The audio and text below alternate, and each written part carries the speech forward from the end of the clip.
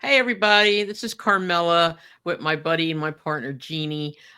We're here on Carmela's Rasslin Radio Relived. Hope everybody Yes. is well. Hi, Jeannie. Hi, Carm. Happy Valentine's Day. Will Happy you be my Valentine's Valentine's Day. Day? Oh, yes. I will be your I got Valentine my forever. hearts. Oh, thank you. I got my Will Osprey. He's your Valentine. He's got a girlfriend. He can't be my Valentine, but whatever. I'll take it.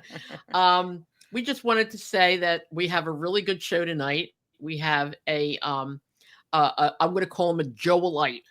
He was one of the people from TWA, and we're going to have a lot of that coming up. A lot of people from the Yes. TWA coming up until the May 3rd show. So we're going to bring him on in a minute, but And just I want to just wanted to say real quick, okay. sorry to interrupt. No, go Just wanted to ahead. say I want to give a huge thank you, and shout out to Rich for filling in for me last week. He did an amazing job. He was just incredible. So thank you, Rich. Thank you.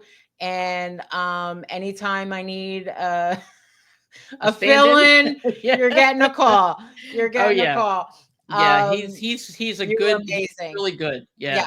Yes. So Thank you. He'll thank you for doing that. yeah, he'll I wasn't appreciate here that. this week because I went to a super crazy show, which was amazing. Oh my God. Oh my Tell us all God. about it. Tell us You all about know, it.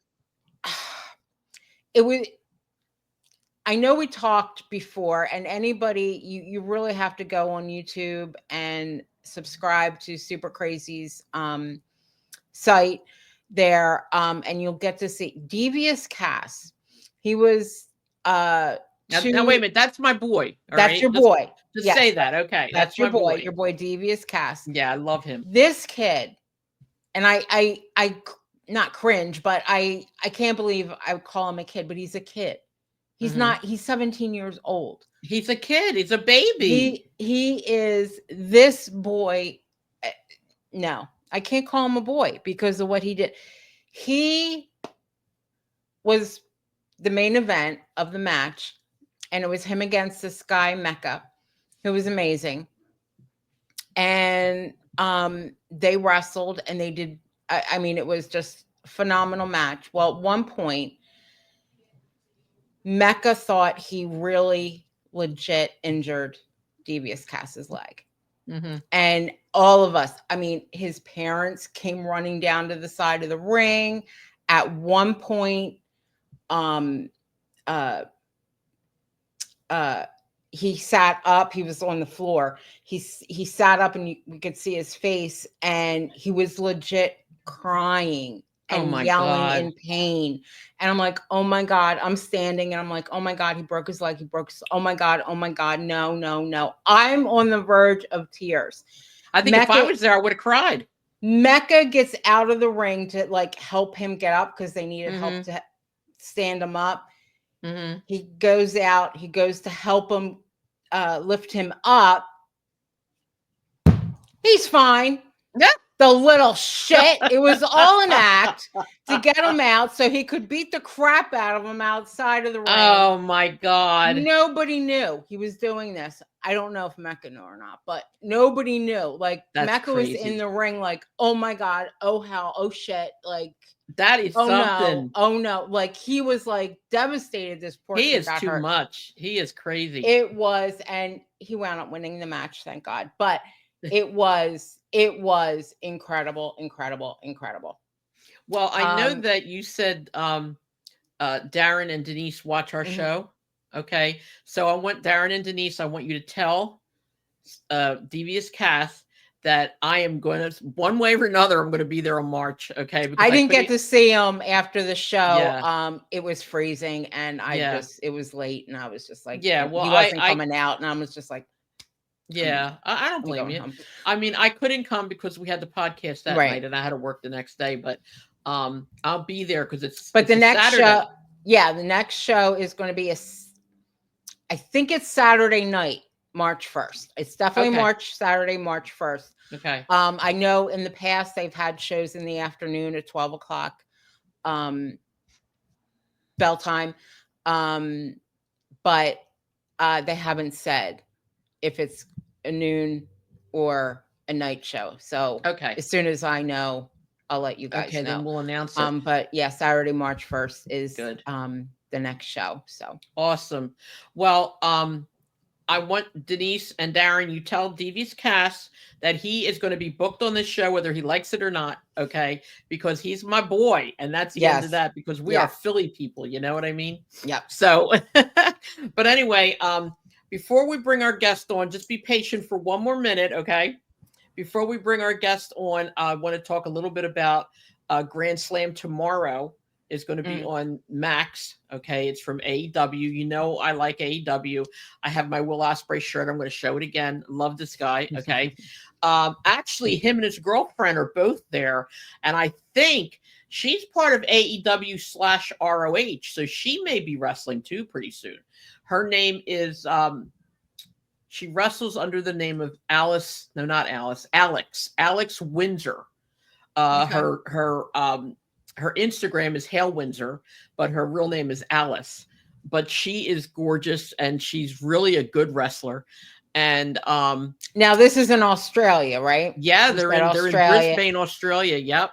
And do we know when, like, because they're on the opposite side of the world, so right. It's like the time when it's good, because I will watch, but I'm not getting up at like 3:00 in the morning to watch. Here's the problem. The problem is they announced it to be on after some ball game or something's on tomorrow. So it's going to be late at night. I think it's going to start at like 10 o'clock. I think. All right. Okay. So everybody just check it out. Go to Max. Max will definitely be airing it. I'm so excited because the pay-per-views cost so much damn money, but this is going to be good. Will Ospreay and Kenny Omega are in a tag team match against Kyle Fletcher and Kenoste. What did I say his last name was? Damn it, I keep forgetting. Began with a T. I know. Kenoste. Tateshka. Okay, there you go. All right, I always forget. But anyway, like if you say Shinsuke Nakamura, you pronounce all those letters. But Konosuke Tateshka, there's so many letters in there that are not pronounced. But anyway, that's going to be a good match. My favorite, my baby doll, Toni Storm, is going to be there. She's going to fight Mariah May, who turned on her and took her belt. Okay. So I'm all excited. Toni Storm all of a sudden remembered who she was. She didn't have amnesia anymore. And it was great. It was great. So, all right. So now without any further ado, while we bring our next guest on, we're also going to talk with him about the May 3rd show, because he's going to be a part of it as well. Yes. Okay. So ladies and gentlemen, I'm so grateful that he was patient enough and waited while we did some of our shtick here. Let's welcome and just, this guy's awesome and we love him, Donnie Allen. Okay. Yes. Hey, Donnie. Hey. Yay, there he is. How are you? Good evening, ladies. How are you? We're good. Where's your bike? I am sitting on a regular chair. Oh man! I was going to make you put the camera down so we could see you sit on your Harley. You know? I have no Harley. I look like a biker, but I'm not a biker. Oh, come on! You could have just let it go with that, you know. I know. You could have just made it, you know. But we're shooting tonight, right? So I'm. Yeah, no kayfabe. Yeah, you're right. We have no kayfabe here. All right. Yeah. But anyway, you will be at the show. Oh yeah. May 3rd. Okay. And before we actually get started on your story, we want to say that as far as the banner goes, okay, and the petition for the banner, we are down to, are you ready for this? Tell them, Jeannie, we're down to what? Less than 100 votes. Wow. We need less than 100 votes. I don't have the exact number of how many we need, but we're under 100 signatures. We need, oh my God, like this is the final push. I will go hit the streets of Delco right now. Yes. And collect those. I'm telling you, I've said this over and over again. Anybody who has signed the petition, get a friend, get a child, get a mom, get a dad, get a dog with a name, just sign it, you know? But and I'm taking the credit. I'm taking the credit, Donnie, because, you know, seriously, when we first started this, okay, we did not get 900 signatures. We are not responsible. When we first started this, there was what, 300 or 400, okay? Wasn't there 300 or 400 signatures? I don't remember. Well, we got the rest of them. I don't want to hear it. Okay, it's all us. End of story. All right. But anyway, please sign the petition. Yes. Every time we drop our episode, we put up the petition as well. So please watch, subscribe, like, share, listen. Yeah. All right. So now, before we talk about the show some more, Donnie, we're going to talk about you. How did you get involved in wrestling? Childhood passion. Only two passions my whole life: music and wrestling. Both as early as I can remember. So 3 years old, 4 years old, house with two older brothers. So sports were always, in the offing, and I settled early on my sport, which was wrestling, professional wrestling in particular. I wrestled in school later too, but what's not to love as a 4, 5, 6, 7 year old watching that on TV? It was something I just waited for every week. As time went on, I would get on my bike and I'd ride up to the local newsstand every month, and I'd go there every week waiting for the magazines, the new magazines to come out, and spend all my allowance on those. And I just, in a way, I think I was just angling toward being in the business my whole life without ever really thinking that I could do it. But that's the origin story. And it started, I lived in the Northeast, so my early access was the same as you guys. It was Bruno, and it was George Steele, and it was Spiros Arion, and it was Strongbow, and the Valiant Brothers, for Jimmy first, of course.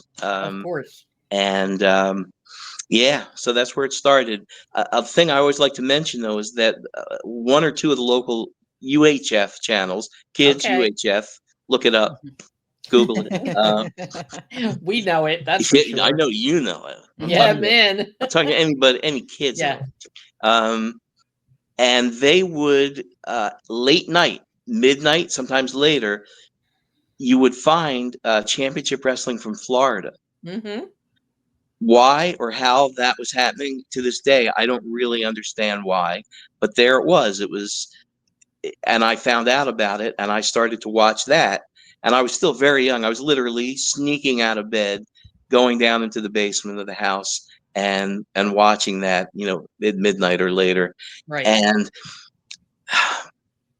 I never know if I can articulate this the right way, but I was always a defender of wrestling because I loved it so much. And, there were other kids that weren't so much into it, and they would make fun of you for being into it.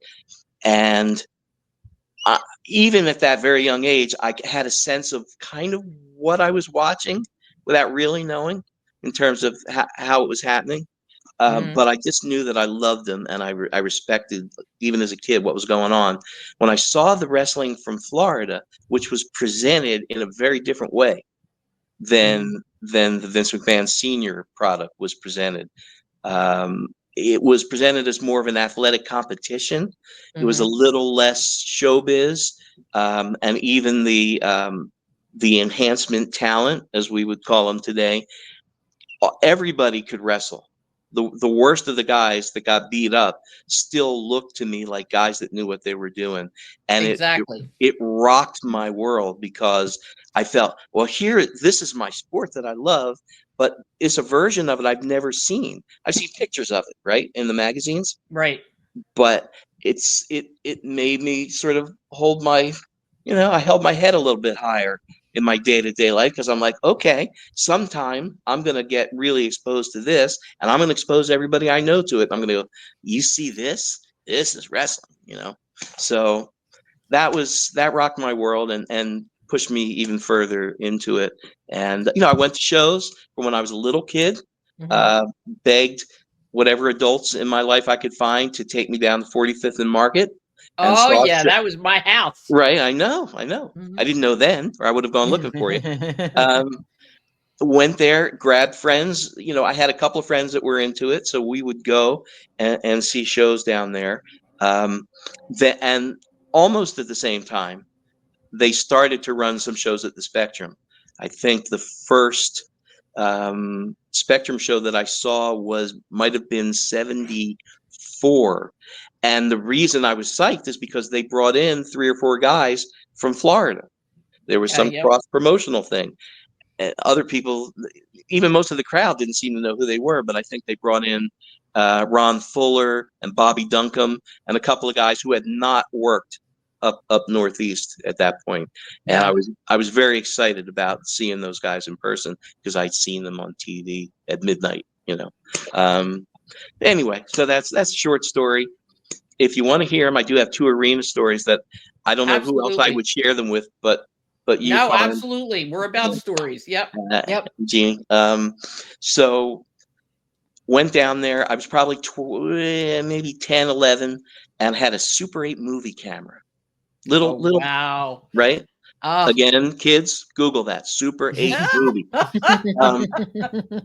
It's what you would now call your phone, right? Yeah, right.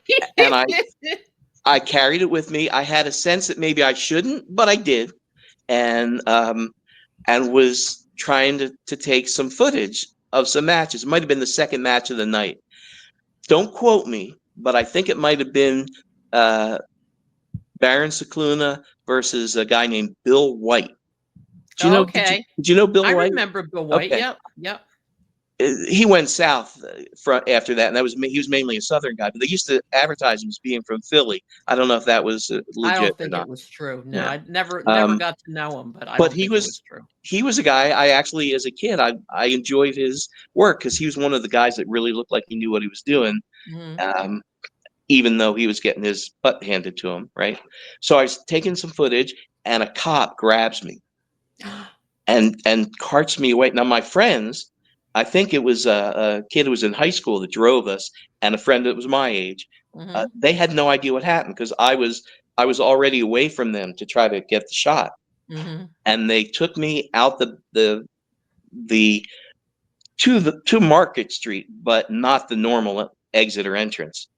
I think we went past the dressing rooms, You and went in the then back. Yep. the guy took my film cartridge out of the camera. The cop put it in his pocket, handed me back the camera, and set me out on the street. I was literally like 11 years old, and I was not a big kid. I'm still not a big kid, right? Um, and I'm like, Oh now what? my God. It was only the second match of the night. My friends had no idea where I am. I'm on the street at 45th and Market. It was not an area you'd want a little kid to be hanging out by himself No, not at all. even at that time. Yeah. And Yeah.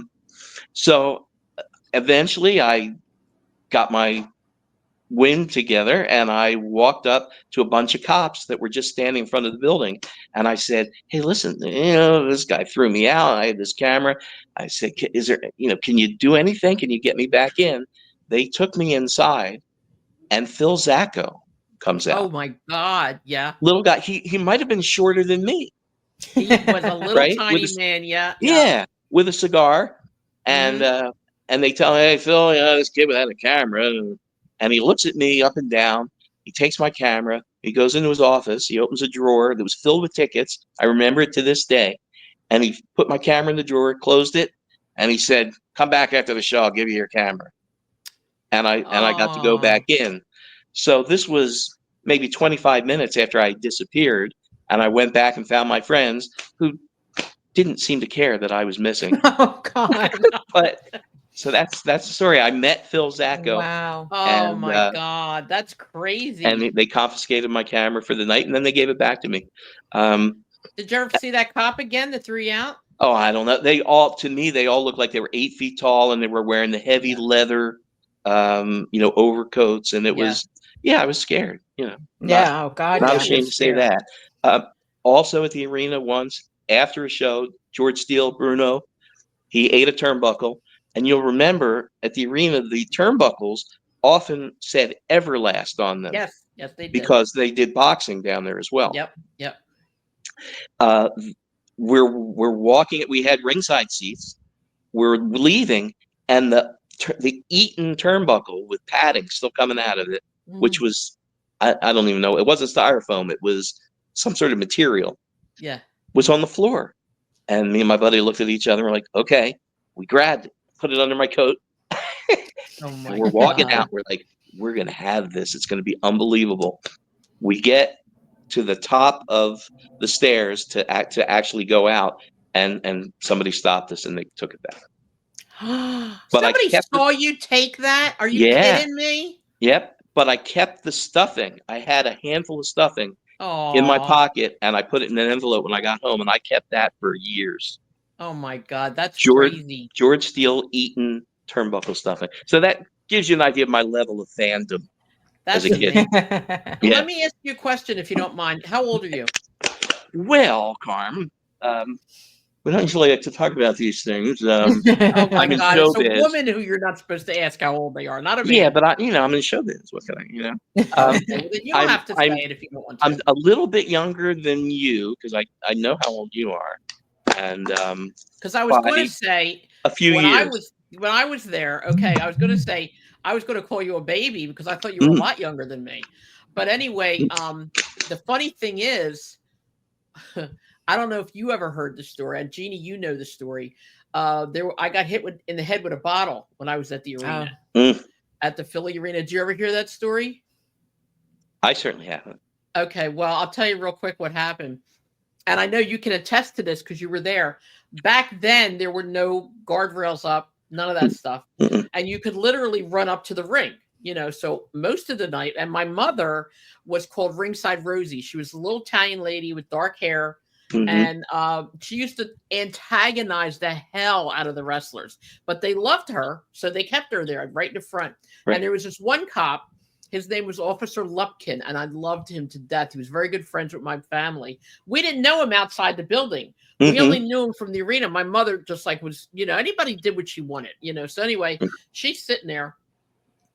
So it was Bruno, a match with Bruno, and I ran up to the ring, and my mother didn't come up to the ring at that time. She was talking to somebody. I went up to the ring, and I'm like, literally, my arms were like this on the ring itself, like on that. the apron, yeah. Yeah. All of a sudden, I'm yelling, screaming, and my head suddenly just goes like this. Okay. And I thought, oh man, somebody hit me in the head. And I'm like, oh, these people. There's a bunch of people behind me. You thought it was a punch? I thought somebody hit me. Yeah. Just, So I went like this with my hand, and my hand was all wet. And I thought somebody spit on my head. I looked at my hand and I put my head down to look at my hand. My hand was bloody. All of a sudden, rows of blood are just coming down my face. I turn around and my mother's next to me. She freaked out. Wound up going to the hospital, ambulance, blah, blah, blah. I got 5 stitches in my head. Next time wrestling was there, we're right back there. Went right back to the front of the ring again. It was so much fun. And then do you remember the roller derby rink was always there too? Oh, of course, yeah. Okay. But we had, as a matter of fact, I want to try and get my friend Judy Arnold to come on the show one night. I think that would be great. And not to interrupt, but I know that you guys are friends. And excuse me, I am getting over being sick, so I apologize for the occasional hack here. I don't know if she watches these or you tell her about them, but I send them to her every week. I love Judy. I once held the door open for the women's team. Right. They did a show at Villanova University once. I don't know why. It was just what in wrestling we call a spot show. It was a spot roller game show, and I held the door open for them, her and Sally Vega, and my favorite. I don't know how you feel about her. She was on the other team, but Lewinsky. No. Oh, okay, Tony Cattermas. Oh wow, okay, all right. That's an oldie. I thought she was awesome, but I loved Judy from when I was a little kid, and big roller games and derby fan whenever I could get to see those. Well, it's funny. I didn't know her then. I didn't know her for a long time. I actually met her. I'm going to say about maybe 10 years ago when another long story short, I believe that things are, as Jeannie and I were talking about earlier, things happen the way they're meant to happen. Okay. And I wanted to say, I couldn't find Judy anywhere. All right. I looked online, how to contact her, found an email address, sent her email after email after email, nothing.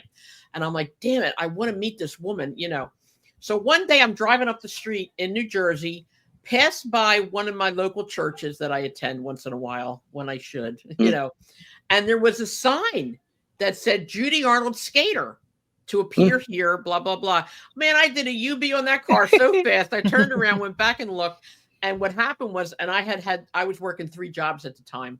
So I was working the Sunday morning that she was going to be there, but I went to see her, and the funny thing is, we clicked immediately. We really did, and both of us wound up like crying together at the before I left. It was a very emotional time. We talked about a lot of personal stuff, very emotional. Anyway, we became friends after that. I'm going to Wow. ask her if I can get her to come on the show. Maybe I'll Mhm. have you come on the same day. Oh, that would be awesome. How's Yeah. that? And we'll just get off the roller derby or the roller games here, but I Okay. later, this was in the around 2005. My other gig, aside from my day job, the real job, Mhm. is I'm a musician. I've been playing Yeah. gigs since I was a teenager, and I was playing out in Exton at a hotel, and I'm loading in and going back and forth, and there's a guy in a suit at the desk, and he looked so familiar to me. And each time I passed him by, I'm kind of eyeballing him, and he's looking at me probably just suspiciously because I'm looking at him. Mhm. And eventually, it occurs to me, if that is not Richard Brown, it is someone Uh, who looks exactly like him. And I went up to him and I said, "Excuse me, sir, were you a skater?" And he goes, "Yeah." And we ended up having a long conversation because although he didn't specifically recognize me, and you know who mhm. would, but when I said, "Well, listen, I was still wrestling then on the Indies," but I said, I worked for ECW, this and that. He goes, "Oh, I used to take my kid there to see the shows." I said, "I guarantee you saw me at some point, probably flying through the air to the floor or something, but." I get if you went to some of those shows, you saw me, and we had a real nice conversation. He was a security guy who worked at higher end hotels and Mhm. establishments, so he wasn't dressed in a uniform. He was in a suit and tie. But I Nice. recognized him like that because he was another guy I loved to watch. Well, the funny thing is, he and Jim Trotter Yep. had a family friend around the corner from where I lived. So they were always at my friend's house around the corner. Mm, Judy, no, Jim Trotter and Richard Brown. So we used to hang out with them once in a while too. yeah. It was so cool. Everything was so cool. But anyway, to go back to wrestling, I know I tend to drift. I'm with you. Um, I'm following you. yeah. Well, let's talk a little bit about um, the May 3rd show. Okay. Well, wait a minute. I need to know, Okay. Go like, ahead. how did you? Because I know you trained Yes. at Ringmasters, and Yes. Larry Winters trained you. It wasn't my How did? first stop though. Oh, okay. So, like, how did you get into the wrestling All school? right. Like, I'm going to be a wrestler, and meeting Joel, Yep. and or if you, Um, all of that. So, and as I have to, the disclaimer has to go up, but it's part of my history, so I have to also say it. Sure. The Rock and Rebel, who we Ugh. all are pretty disgusted by, Yeah.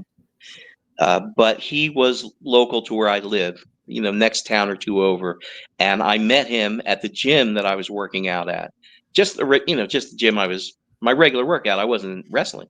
Mhm. Um, and found out that he was training and actually had already done enhancement matches, for WWF. So I just said, dude, I mean, he was a little strange even then, but I'm like, yeah, I'd love to. If there's any chance I can tag along or watch you train, or even then, and I was, ostensibly an adult, right? But it's still, I was so excited at the prospect of maybe getting a peek into the biz. Right. And he goes, yeah, yeah. And next thing you know, I'm meeting Larry Sharp at the Monster Factory. Although, even before this, Carm, here's another thing where we have a little history that you won't remember. Uh, the Monster Factory did a tryout outside their facility in Lumberton Okay. on a summer day, and I think it was summer of '88. So this was a year before I started training, and you were there. I heard about it, I'm sure, on Rasslin Radio, I remember that. Yes, I and do. I was and I remember distinctly going up to you, and you didn't know me, but I introduced myself, and I said, "Hey, I love listening to you on the radio," and Oh, I said, I don't know where people are from here, but I made a pretty long trip to come check this out. I wasn't even there to try out. I just wanted to see it. Um, and I think I come I wasn't living there, but for some reason I was in Westchester, PA. So I said, "Yeah, I Okay. drove over from Westchester. It was a pretty good haul." And you said, Yeah, "Oh, it yeah, was. that's impressive," or something. And then you went about your business. It But that wasn't was a hot summer day. it was a hot summer Oh, day. I remember that. I Larry's remember what I was wearing that day too, I think. wow, well, that Yeah. I must say I don't remember that. No, I remember Um, because it was hot. but Johnny Rods was there. Yep. Um, it's the first time I met Scotty. Okay. Raven was there and working to Scotty the Body.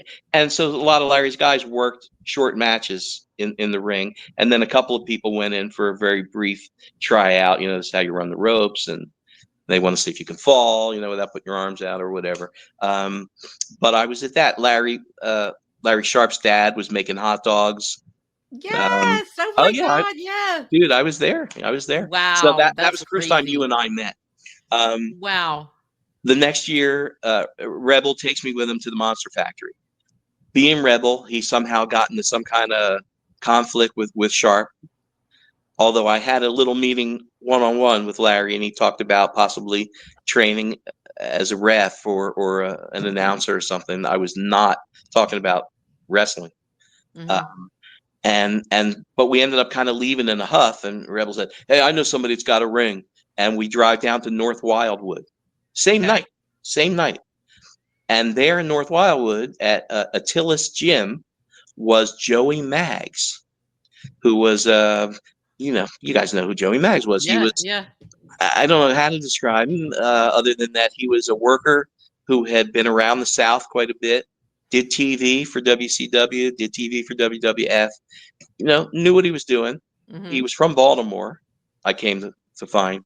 And so I began training with him, and I started driving 3 times a week, 2 hours. I would go after work. I'd work all day, drive 2 hours down to North Wildwood, train for an hour, drive 2 hours back home, and did that for the summer and into the winter time until that shut down. He disappeared, and there was no heat at that gym. So when we were Wow. training, it was like freezing temperatures, and it was a lot. But that's where I started, and then Ringmasters opened. It was like boom, boom, just luck. That's And crazy. so that's where I started there. And with Larry and Ron Shaw, people don't always mention Ron Shaw, but he and Larry were they were Yeah. the head trainers. Yep. And but really, I learned from all of the guys that were trying to honor with that banner. I mean, aside from Joel, from Stetson and Hot Body, Uh, Drake, I learned a lot from, but I didn't at that point. I hadn't met him. I hadn't done shows yet, Hmm. but and a lot of guys were in and out of there. When there's a ring, wrestlers show up. It's the law of nature. You put a ring up somewhere, and the It's next thing like you they know, smell it. Yeah. yeah, but from 50 miles away, Oh right? yeah. Oh yeah. So Oh the yeah. pit bulls were there, and um, gosh, some of Larry Sharp's guys would show up. Hmm. The guy who became the Motor City Madman, big, huge Yep. guy. Yep. Mike, I think his name was Mike Moore. I think Um, you're right. Yeah. just all sorts of people. And then as Joel began to run shows, some of the more famous guys would show up and come in. Paul Orndorff Hmm. was there. Austin Idol was there. Who Austin Idol, I have pictures of when he wrestled as Iron Mike McCord, Oh and my I saw God. because I saw him at the arena. Yeah. Mike That McCord. Oh my God. I and remember that. I recognized him. I knew that's who it was, even though I didn't really know, but I knew it was him. Um, and yeah, so that's how that started. And by then, the bug had bit me, and I'm like, all right, I'm wrestling somehow. Even if I'm the manager and I take a couple of bumps, I said I'm doing this. And I was getting hurt. My very first match in public, I broke my leg. Oh my Um, God. all sorts of things were conspiring against me doing this. Oh my God. I still was doing music gigs. I'm Yeah. working all day, at the regular job, and it basically consumed me between those things. So I just put any idea of an actual life to the side. I was not having social life, and I wasn't doing anything because I Hmm. had to focus on this, and I had to be in the gym And I was no bodybuilder, and I was never on the steroids or anything like that. And I was small when I first started. I weighed about $160, you know. Okay. But I trained, and I was in the gym 5-6 days a week religiously for the 23 years that I worked and that I wrestled, because I felt that if I didn't do that, I could not survive. Mm-hmm. So very dedicated in that respect, and all those guys helped me along the way. You are the perfect example of something that I think DC Drake said too. Once you get that bug and once it's in your blood, man, it never goes away. Yeah. I don't care. Now, I never wrestled. I know how to. I mean, not anymore. I'm too old. Right. But I knew how to. Let's put it that way. Well, there's still one and done, Carm. You might, you're I gonna never have your know. I might final jump match. in the ring and beat up somebody, you know. But the funny thing is, even with me and all the times that I've been involved in wrestling now, you know, I've always been involved one way or another. Most of my involvement was friendships with wrestlers, of course. Mm-hmm. But it still, I mean, here I am at my age, like I want to do something. It's always about wrestling. It's always, and you want to talk about people making fun of you. Imagine being a girl, okay, years ago in school and in high school. At one time, my grade school, Bruno Sammartino and Dominic DiNucci came pick me up from school. Right. Okay. And That's imagine, you know, but imagine the things that people call you, you know, when you're young. And the thing is, when I was in high school, I went to an all girls high school, which is hell on earth to begin with. Okay. Yep. No offense, but I cannot stand being around a bunch of women. All right. And I was overweight. I was always on the heavy side all my life. That's not news to anybody. But imagine then, like in wrestling, you know, and they're like, "Oh, well, why don't you be a wrestler? You look like a wrestler." And, you know, and then if you turn around and punch somebody in the face, of course, you get in trouble, you know, right, because you're supposed to take the high road and road this. All right, that's what I say. Yeah. But you know what? It's great to hear your stories. Tell me about, have you had? You said you broke your leg the first match. How did you break your leg? Who were you wrestling? When I say first match, my first wrestling match in public. Now, I had done a couple of things managing before that, but the first actual where I'm geared up and I'm in my boots and out in the ring, not as a manager, was at the show that Joel ran at Norristown Ford in June of 1990. And there was a battle royal, and I was giving it to somebody on the ground, kicking them or whatever, and I was trying to get a little bit fancy and put my one foot up on the second rope to get a leap up and come down. And in the excitement of it all, I just lost control of myself, I guess. And when the foot that wasn't doing the kicking, but the one that was going to hit the mat, when I hit, it hyperextended backwards. Oh, and it's my tibial plateau, which is right below the knee. Making faces because I could see something happening. Well, and it's on. I have the video of it actually. But it felt like it looks in the video, which is it almost looks like a rubber band. You just see the leg and it just goes boom, you know. Oh. And I didn't know that I broke it because I'd never broken my leg before, but I knew that it was just kind of flapping in the wind. I couldn't put any weight on it. There was nothing. It was like there was nothing there. So I asked. It might have been Glenn Osborne, who's one of my good friends. Love Glenn. From that. Love him. Yeah, he's time. Great. Well, yeah, he's a great guy. I said that somebody put, there was some post the other day on Facebook of Glenn and some nice doggy or something. And oh yeah, he got a new dog. Saw that, yeah. Right. And they said, and the dog loves Glenn. And I said, well, who doesn't love Glenn? Who doesn't? I think his wife posted that. Yeah. She is great. She's great. But yeah, aside from being not love Glenn. Right. Aside from being a great worker that he was, just the best guy. But we used to travel a lot, especially very early on, because we didn't live too far from each other. So we would buddy up on a lot of trips. Anyway, so I think I asked him to throw me out. Even then, I was like, okay, I'm not going to let on how bad I'm hurt, but I can't stay in here. Throw me out over. It was an over-the-top battle royal. What did it feel like as you were being thrown out and trying? Well, I tried to land on the apron, and then when I got to my I say my feet, but I got to the foot that I could put weight on. And I, again, remember to this day, Joel, who was, and this was a very hot summer day outside in the parking lot of the Ford dealer. I remember Joel was in his tux, and he was, standing like this, and I had to hop past him and hop around the building to where our dressing area was, but I didn't say anything to him, and I don't know what he was thinking. Probably like he wasn't supposed to go out then, but oh my God, are you kidding? Yeah. So that was I mean, and drove myself to the hospital. And what? Oh yeah. Wait a minute. Whoa. Hold on a sec. Hold on. So wait a minute. Your foot is flopping around still. Right. This was my left leg. And so I was able to, I mean, I got dressed. I never took I had a knee brace on anyway, or a pad or something. And got in the car, and, I was driving with my good leg, which is the normal leg I would brake and accelerate with. What did I you did do that with all your summer. left foot, though? What did I you ended up do needing with it? a full leg cast for the whole summer. Nothing. I just sat in the car. I mean, at that point, all the adrenaline is still going. You're still sweating. And I just drove to the hospital.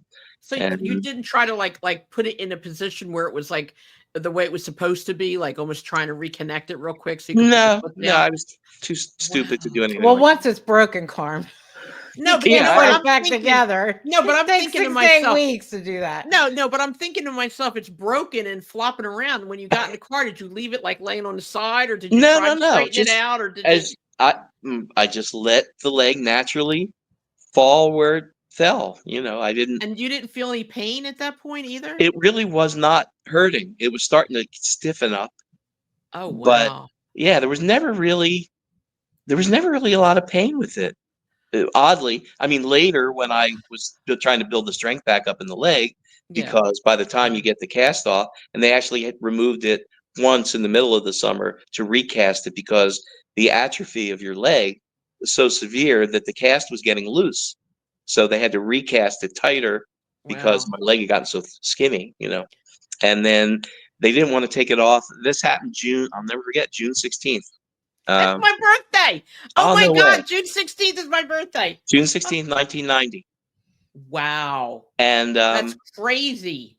And I continued and I played music gigs all summer in the cast, getting help, carrying equipment or whatever. And I would just stand, leaning on the one leg on stage, and kind of the cast would sort of balance me. And I just stood still, which is not what I would normally do, especially at that time of my life. I would move around a lot on stage, but I just had to stand still and do it. And I begged them to take the cast off in time for a big concert that was at the beginning of August. They didn't want it off till later in the month, but the doctor agreed to do it. And so I do this concert, and of course I can't do anything anyway because I had no strength in my leg. So I just, but I could wear a pair of pants without having to put something over the cast. So. And of course, my dad. Okay, go ahead. Who was no fan of wrestling from day one in my life. I remember him. Excuse me. I remember him saying, "Well, I guess you're gonna stop this crap now." And you said no. Yeah, I was like, "Yeah, we'll see." In my mind, I'm like, no, I'm not doing that. just a bump in the road." Yep. And the first your dues. The first of many injuries, but that was a good one. Yeah, that's awesome. Well, listen, I don't want to cut you off, but right now, Johnny Come Lately is here. Okay. I sent him a link to both of his email addresses at 6:30 or before 6:30, and he decided to come on now. So we're going to bring him on. Okay. And we're going to ask you a few more questions because I want to hear some more of your story. Your stories are fantastic. Yes. And yeah, you got some really good shit. I'm telling you. Maybe we'll have to bring you back on another time, but I want to bring, we have this one. This one took a while too. Yes, it did. And let me tell you something. I appreciate you being so accommodating. Of course. I mean, who would be able to do it on Valentine's Day just because I don't have anybody, that is also a whole other program we could do, but I'm not sure the wrestling fans want to hear about that. Well, forget Valentine's Day, even though I'm like wearing my right. Yeah, by the way, shut up. You're wearing a heart. Jeannie, as a fellow kidney stone person, I would be remiss if I didn't ask you how you're feeling. Oh, I'm good. I'm good. Good.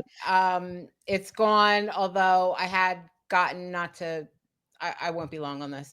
The CT scan of both kidneys. Apparently I have another stone. Mm-hmm.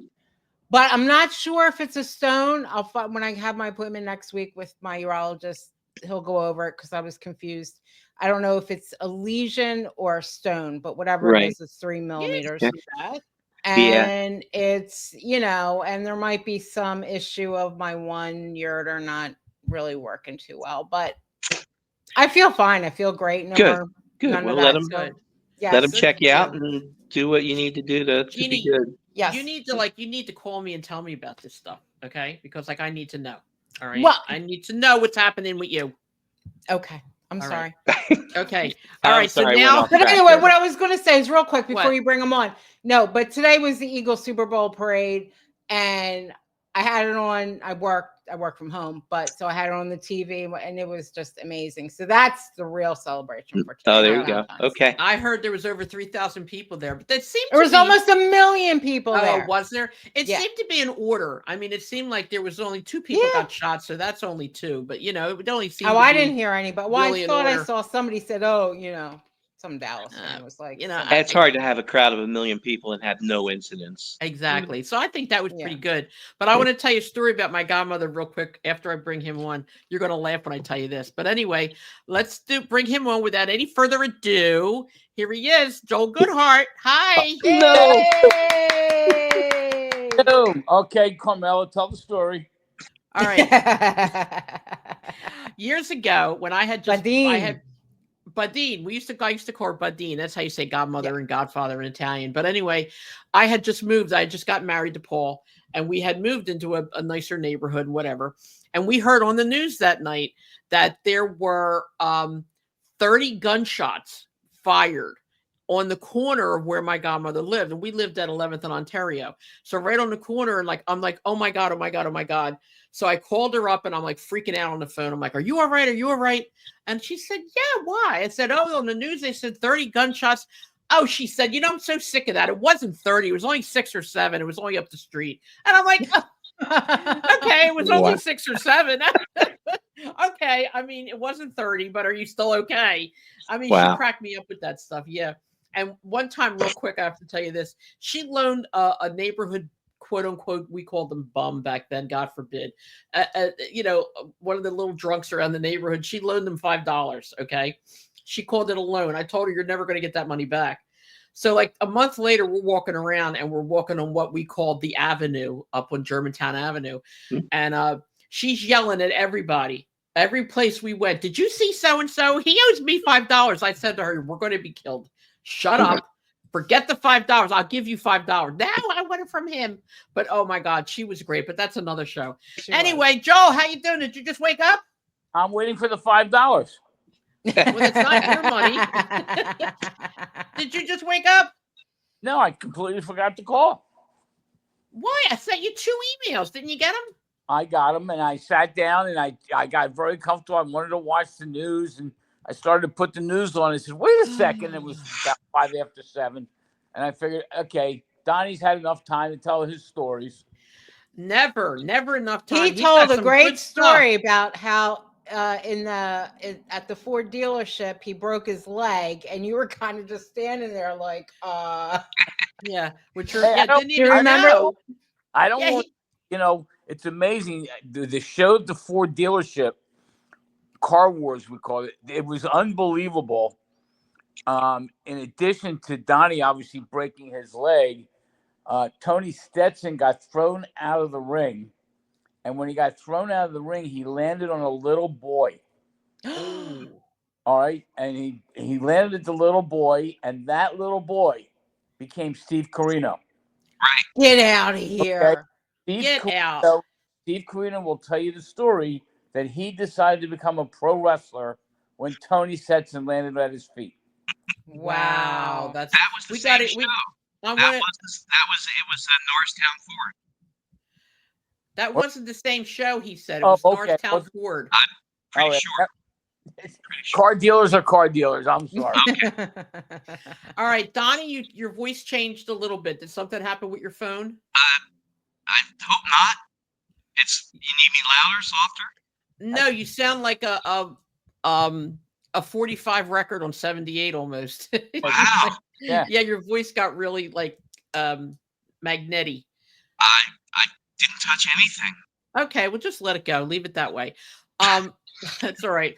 We want to hear more stories first of all before we start talking about the May 3rd show. Stories. What?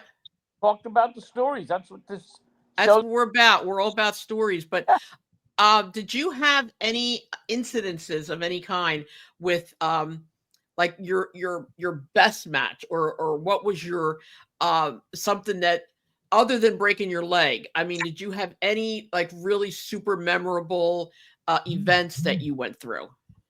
Hundreds. I mean, I'll pick a couple out maybe for you, but it's not that one is any better than the other. It's just moments, moment after moment after moment. Even just from those first 2 years, Civic Center shows, being in the locker room. Now, we just talked about the leg breaking, right? Yep. There were several floors backstage at Pennsylvania Hall, and it was weird, but we were all spread out. You went wherever you kind of wanted to go and could find a space to sit. So some of the guys were on the ground floor and some were on the second floor, and I think there was a third floor too, all with different guys in there. I ended up in this room with Jerry Lawler, and Wow. Lawler had an incident. I guess I'm assuming it's a shoot where they did the gimmick where he got hit by the car, but it actually hurt his leg.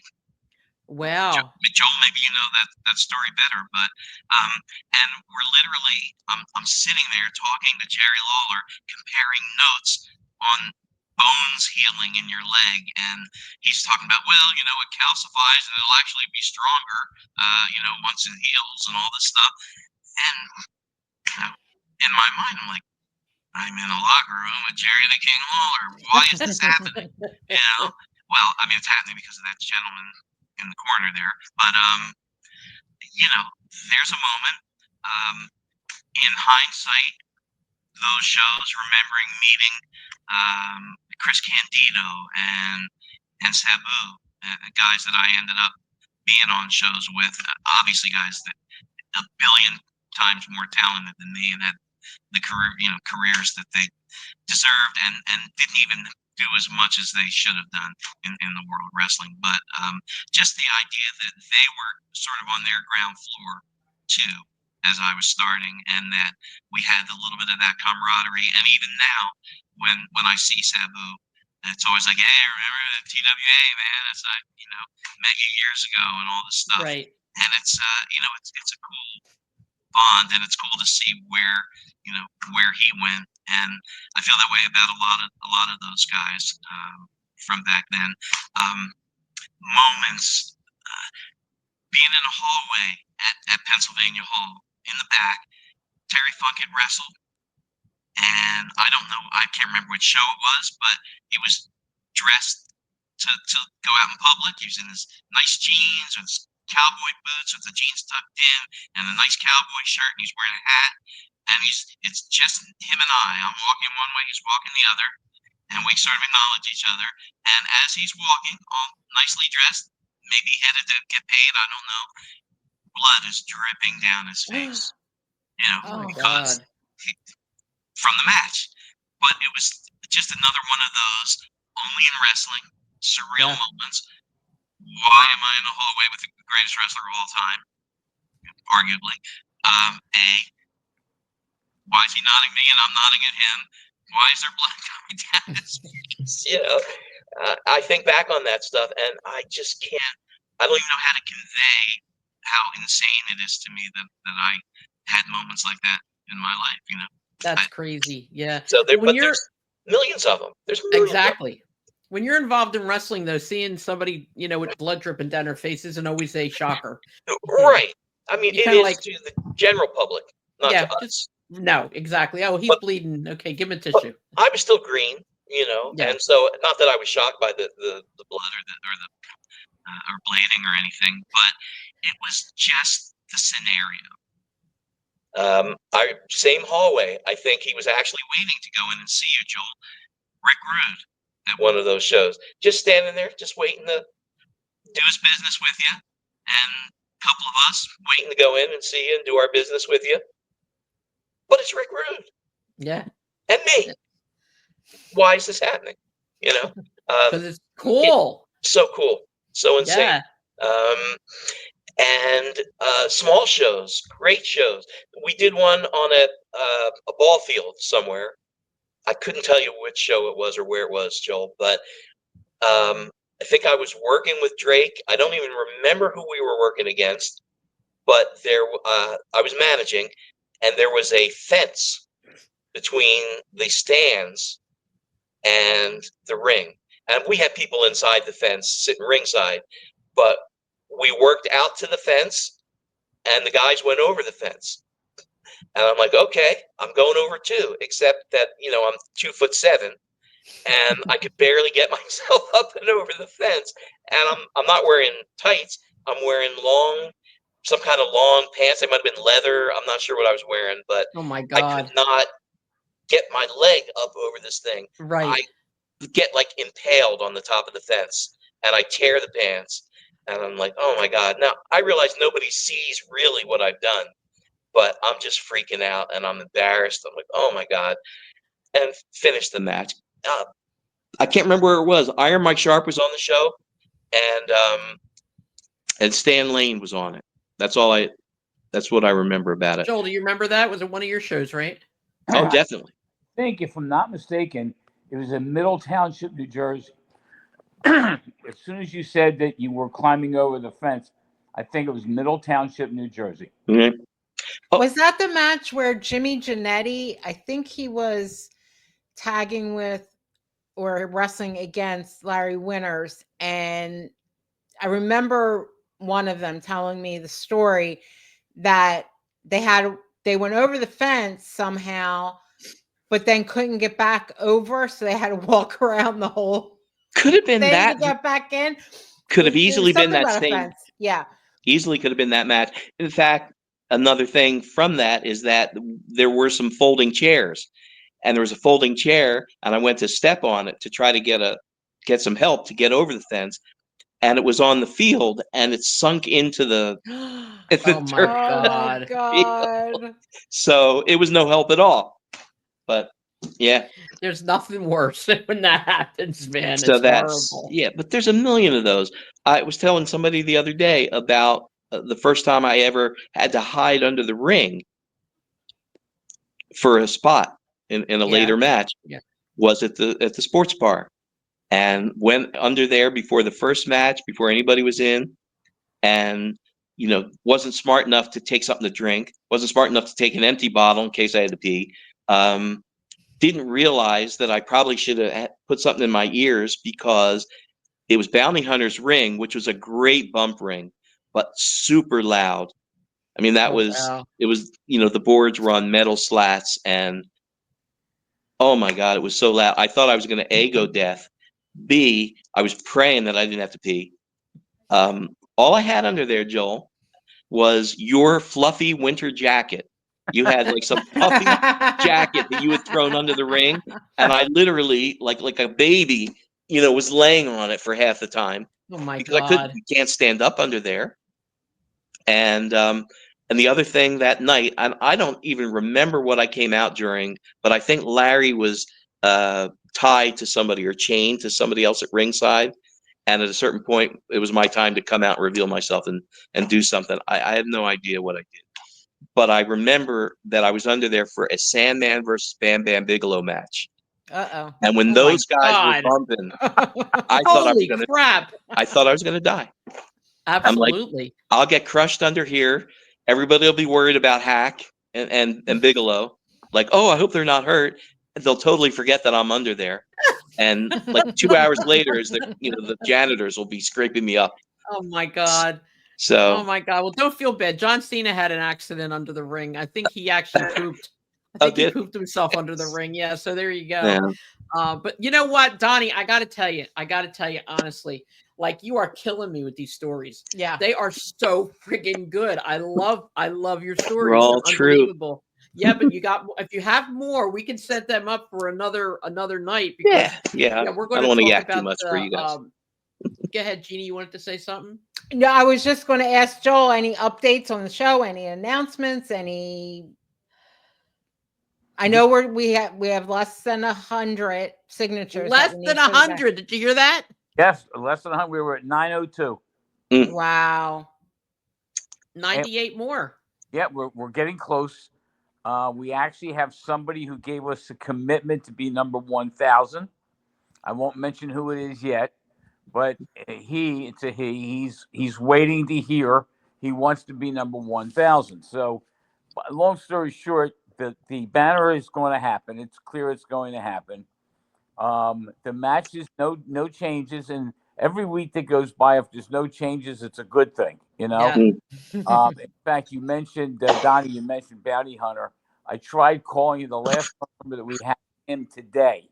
I've been trying to reach him. Now that number is disconnected as well. So I haven't been able to reach him.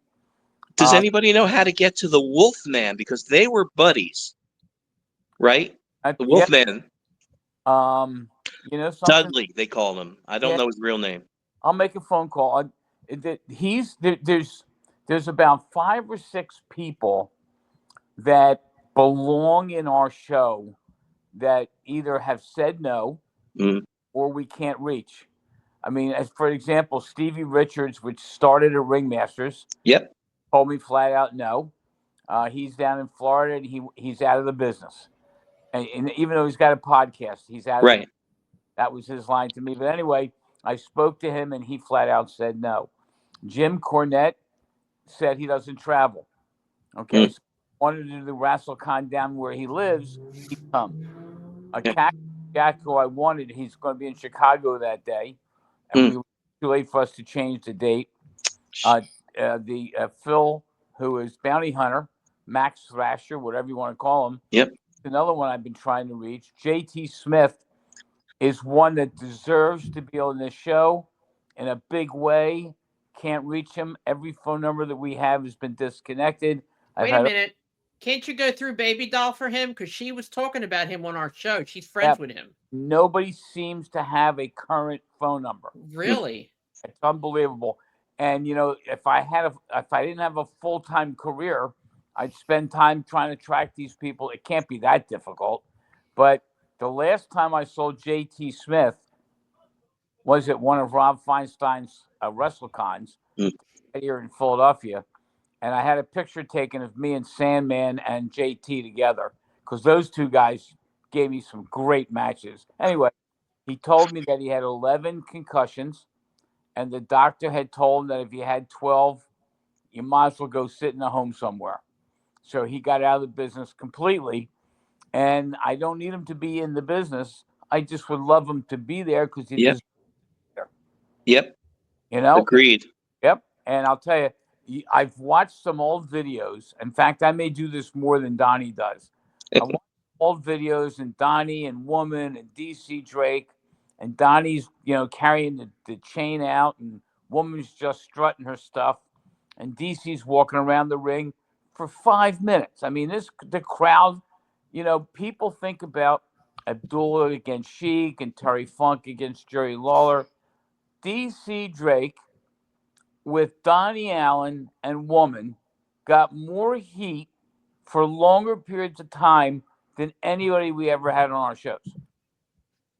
Yep. There you go, Donnie. Well, I'm going to say it was them way more than me. That's for sure. But it is incredible. And you see it on the videos, like Joel said. And whoever did the deal, I guess maybe Bay did the thing where he watched Johnny and Tony, one of their matches, a hair versus hair or something like that. Yeah. And it was incredible. They didn't touch for 10 minutes. They talk about the Larry Zbyszko stall. Holy crap. And some of Larry's heat when he would do that was like, get out of here heat. This was, we want to see you guys kill each other. or if it was hot body, it was the crowd saying, "We want to kill you and see Tony kill you." That takes a special kind of charisma and a special kind of guts to be willing to go out and be who you need to be to get that kind of reaction from people. You don't see it a lot. You don't see it a lot today. You see it less today because people want to be loved more so. But even back then, that was something special, and I just kind of followed along in their wake. I did what I could do and tried to act as nutty as I could. So my thing was, I want to have enough bravado to get people mad at me, and then I want to be a chicken shit, pardon the expression. And that seemed to be the formula that worked with the Philly crowd, because if there's anything they hate, it's somebody that's a chicken shit, right? Exactly. But Donnie, don't sell yourself short. I mean, just listening to your stories and from what I know of you, I don't think you should sell yourself short, because everything that you were involved in happened because you were a part of it. And that's important to remember. Well, I was going to say one other thing. He said that he was being led. The reality is that he was out front. It was him, then woman, then DC Drake. So exactly. He came out. He led everything. In fact, if you really want to have a great time, watch the video when Luna Vachon decides to beat the shit out of him. Luna beat you up? It happened a couple of times, but the worst one was that tag match, Black Hearts versus I think it was Drake and Johnny, because Larry was limping around. He was hurt.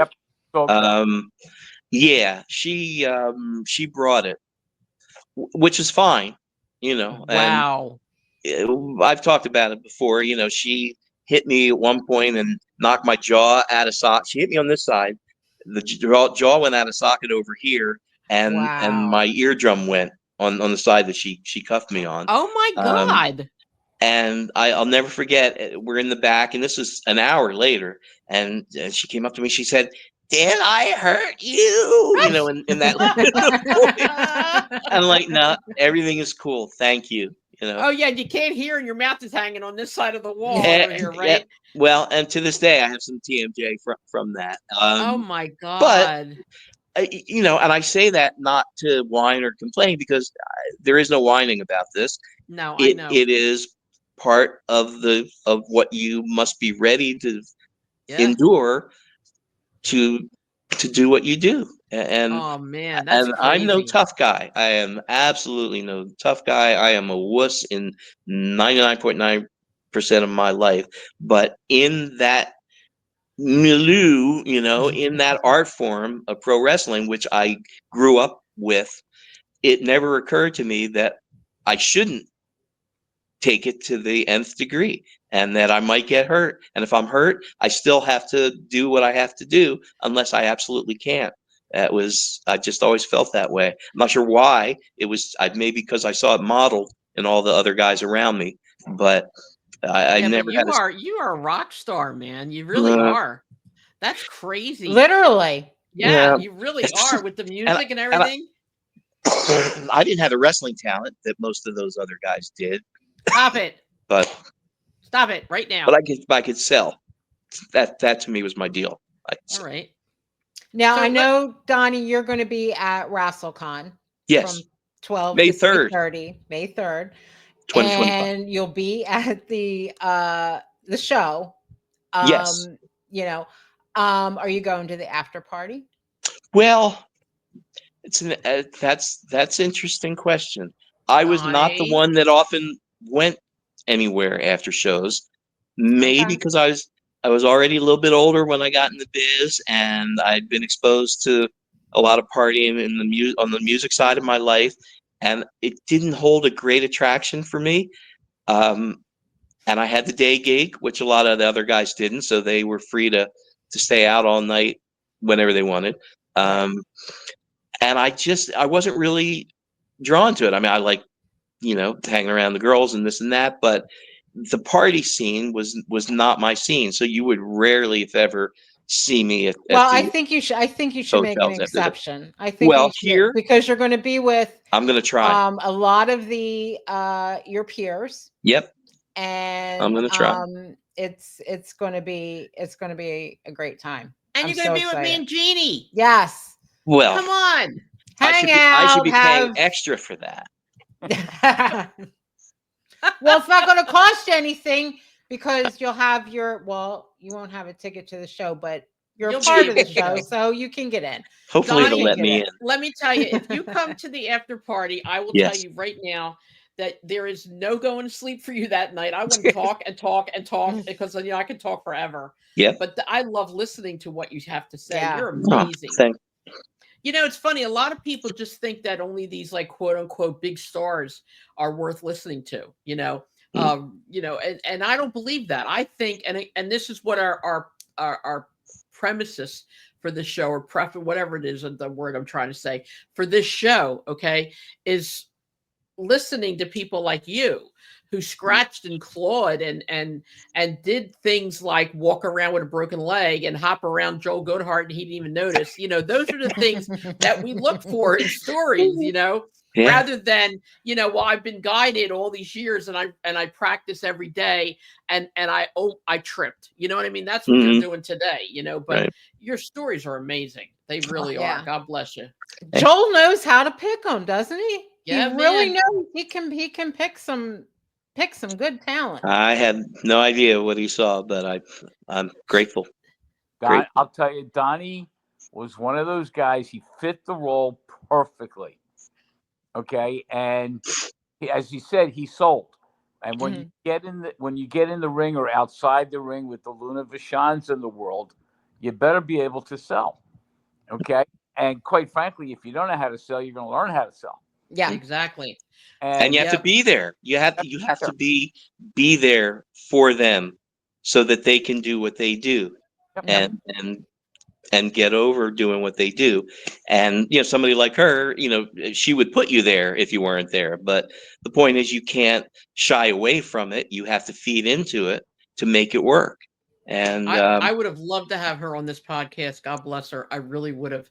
She would have been amazing. Joel, is there a video of that match out? Anywhere? Oh yeah. Is there? Okay, yeah. I'm definitely gonna be checking that out. Yeah.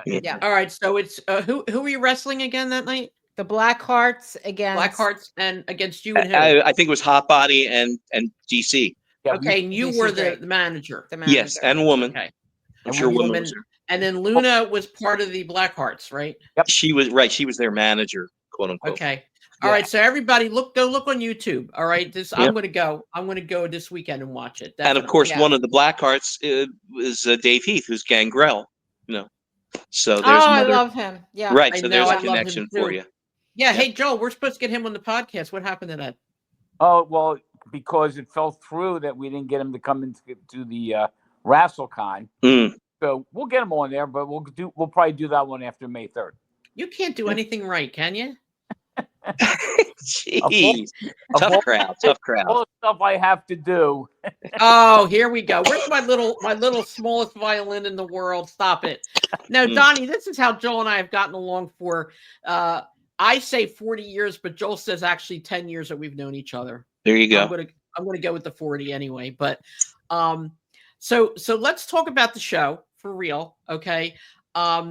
Everybody, I know everybody waits till the last minute to get tickets. I get that. I really do. But if you go on 2300arena.com right now, okay, you can probably still get some decent seats. All right. Yes. Jeannie and I bought our tickets like the first night almost. But when this first came out. And regardless of what you think, it's not WWE, it's not AEW, it's not TNT, it's not all that stuff. It's better because all these guys and girls that are on these shows or are going to be on this show are like literal Donnie Allens. These are people who have scratched and clawed their way from almost nothing and made something of themselves and are willing to come back and give back. And let's face it, besides the people that are going to be in the ring, there's going to be a ton of people for the WrestleCon. Joel, give us some people that are going to be at the WrestleCon. Well, the number one guy obviously is going to be Ric Flair. Ric Flair, Yeah. he'll be there. On. He's not going to be at the show, but he'll be at the WrestleCon. In addition, we've got, go down the list. We've got the Rock and Roll Express will be there, along with Curry, Ricky's son. The three of them are going to be in a 6-man tag in the matches, but they'll be at the WrestleCon. We've got Medusa Michelli at the WrestleCon. We've got Missy Hyatt at the WrestleCon. We've got Baby Doll and her daughter, Samantha Starr, at the WrestleCon. We got Tessa Blanchard at the WrestleCon. We got a list. We got Manny Fernandez at the WrestleCon. We've got Tony Atlas at the WrestleCon. We have Barbara Goodish at the WrestleCon, who's Bruiser Brody's widow. So we can go one and plus. What's more important about all those names? The TWA guys, including Allen, are going to be there. And you're going to have an opportunity of seeing DC Drake. And you're going to have the opportunity. Obviously, Larry Winters has passed away, but his family is going to be there. So you'll have people who, if you just want to say thank you to Colin, his son, or whoever is going to be there, I think it'd be great to do. You're going to have Tony Stetson. You're going to have Johnny Hotbody. You're going to have Glenn Osborne. You're going to have Jimmy Janetti. You got Sabu going to be there. This is going to be phenomenal stuff. John Finnegan's last match. Yep, that's right. Then we've got 5 referees. Okay, Jim Molyneux, who's moving to Florida. Yeah. This might be his last show up here. He's going to be working down in Florida, so I won't say it's his last show. But Jim Molyneux deserves some credit. John Finnegan's been in the business. He started before me in terms of promotion, so he's got to be in the business close to 40 years, 35 years, whatever it is. But he was the head referee for the TWA. You got Rich Engling, who was one of the original referees, who's vice president of the Cauliflower Alley Club. He's going to be on our show in a couple weeks, by the way. Coming in from Florida. Yeah. Okay. Now, fortunately, his grandkids live up this way, so it's a family affair. But it's unbelievable. Then we have Mike Keener, who's going to be one of the referees. He was on the second phase of the TWA. And then we have Joe Zanoli. Joe was with me from day one. Gigolo. Yeah, he was one of our fan club people. Yep, he was fan club. He was a photographer. He eventually became a booker, and now he sits on the sidelines, whatever roles he plays. But he's going to be there. He'll be one of the referees as well. So we've got those 5 referees, and then we have Heidi Lee Morgan, who's going to be a special guest referee for Tessa Blanchard's match. We've got Medusa Michelli, who's going to be the referee for the Bells to Bell match.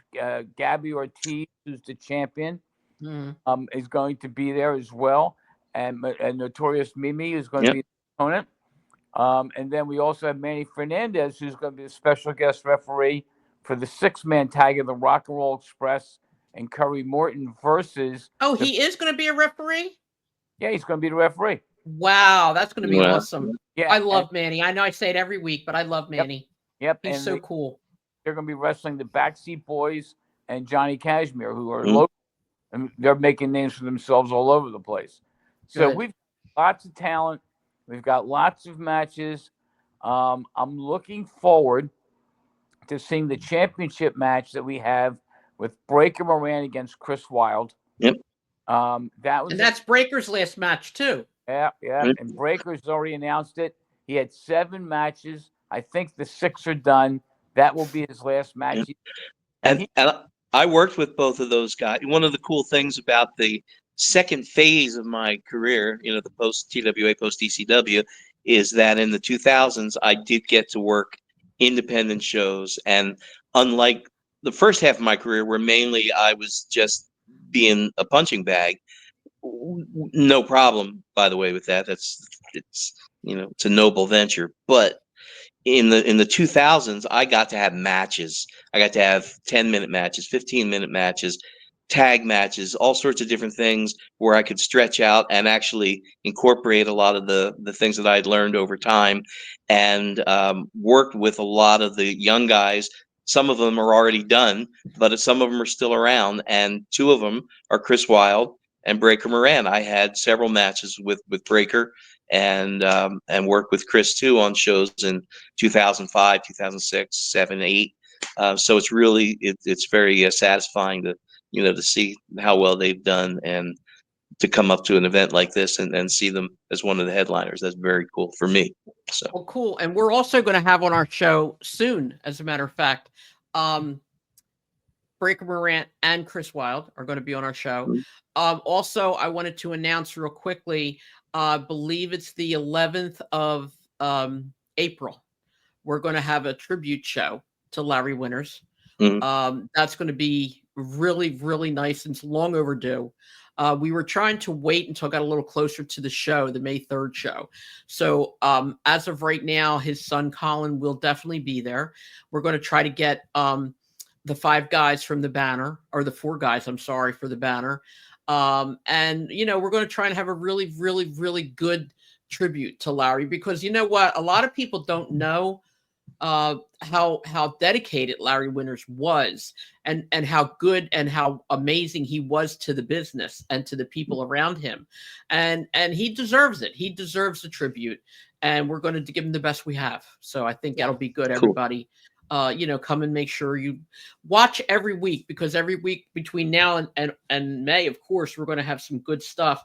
And then what we're going to do after May, I thought would be nice, is to have some of the people from One and Done come back and tell us what they thought and what their feelings were about, maybe doing their possible last show, or getting to see the people in Philadelphia for last time or whatever. I think that would be important to let people know, how they feel. And if there's any fans out there who want to be a part of that, let us know, because like we're doing with Donnie, later on, if I get Judy Arnold on here, we're going to have Donnie back on with her. But maybe like if we have a few fans who actually like had idols in the ring, maybe we can have a couple fans on with the wrestler, and you get to talk to your buddies, your girls, your guys, the wrestlers. I think that'd be cool. So just let us know. You can reach us at 316carmela@gmail.com. I'm just throwing that out there. But anyway, so Joel, let me ask you, how much stress has this been for you so far? If I had to do this all over again, I would. Okay. This is, we started planning this in May. Mm-hmm. I came up with the first of all, I thought the concept of One and Done was great, because this is my last show. But one of the problems that I'm having is a lot of the people that are participating wanted to get a program going, and wanted to do more than one show, and wanted me to start my super quarterly shows again. And I am not doing. It's not 2 and done. It's not 3 and done. It's not maybe done. It's 1 and done. I'll give you an example. One of the matches that we've got is we have the match of the Memphis Mafia, the 2 remaining people of the Memphis Mafia, Tommy Rich and Doug Gilbert. Tommy Rich was on the second card that Carmela and I promoted when we were Seroma, and we did a show at Atco, New Jersey, and the main event was Tommy Rich against Dick Slater. That was awesome. Wow. Yeah. Dick Slater's obviously passed away, and we do have that on video. So Tommy Rich was on the card, and then Doug Gilbert was at 3 of my shows. He went in there working with Eddie. And you mentioned before that Jerry Lawler got hit by the car, right, that Eddie Gilbert drove. Well, if you look at the video, there was somebody in the passenger side, and that was Doug Gilbert. All right, so Doug Gilbert was involved in that car, and he actually set it up at the beginning. Anyway, and so we had Jerry Lawler, we had Eddie Gilbert, we had Doug Gilbert, we had all the participants of that thing. And it was just, the history of, if you go back to the TWA, one of the things that I'm doing in the book, everybody hears about my book that's going to be coming out on May 3rd. There's stories in there that it's just, you get to watch the videos, you get to talk. When I just did Tommy Rich and Doug Gilbert's podcast about a week ago. I don't know if anybody got to hear a chance to listen to it. And it's a national podcast. But Tommy Rich just talked about the time that he needed his hair cut and Carmela cut his hair. He talked about the match because Dominic DeNucci was the special guest referee. It's just the history of what we did. Okay, we're going to celebrate it that night. Virtually everybody on the card is connected to the TWA. Almost every person that's going to be at the WrestleCon was connected. Tony Atlas, for example, was not connected to the TWA, but we got Tony Atlas coming in. People wanted to see him after the Carmela show, where he came on the show and he talked about the Vince McMahon story, etc.